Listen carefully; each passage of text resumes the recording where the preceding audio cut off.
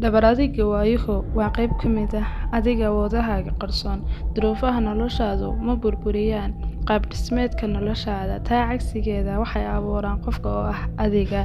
Laga yaabaa marar badan inaad ku qarqoonto mowjadaha halista badan ee ay duufaannadu wadaan ee noloshaada la soo darsay. Ha is dhiibin. Waxaa bilaabmay xilligii hal-adayga iyo waxqabadka noloshaada.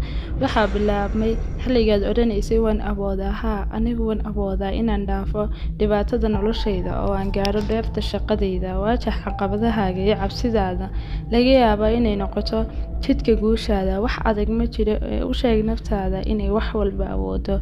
Dhibaatadaadu waa dhadhan u yeelaha dheeftaada, dhibirsanaantaaduna waxay muujisaa adiga qofnimadaada. Qorshee oo qaab u yeel noloshaada si aad u noqoto qoraa iyo dejiye nololeed saameyn leh.